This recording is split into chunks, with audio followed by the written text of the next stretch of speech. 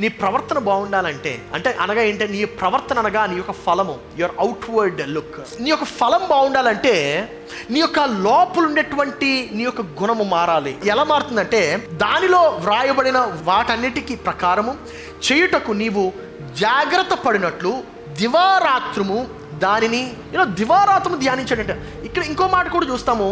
ఎవరు ధన్యులంటే దివారాత్రులు ఆయన ధర్మశాస్త్రం ధ్యానించేవాడు ధన్యుడు అనేటువంటి మాటను మనము చూస్తూ ఉన్నాం. The point I'm trying to teach you is, నువ్వు ఎదగాలంటే అది ప్రతిరోజు చేసేటువంటి క్రియ, ఒక్కరోజు కాదు. ప్రతిరోజు నీవు ప్రార్థన చేయాలి, ప్రతిరోజు వాక్యమును చదవాలి, ప్రతిరోజు పరిశుద్ధాత్మతో ఆ యొక్క సాన్నిహిత్య సంబంధం నీవు కలిగి ఉండాలి. ఒకవేళ నీవు బయటికి బాగుండి నీ యొక్క గృహములో ఆ యొక్క ఆల్టర్ కానీ కోల్పోయినట్లయితే అప్పుడు ఎటువంటి ఫలితము ఉండదు.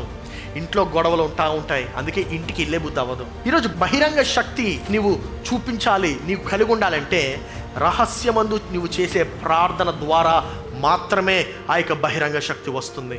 A public display of power will only come in the presence of secret prayer.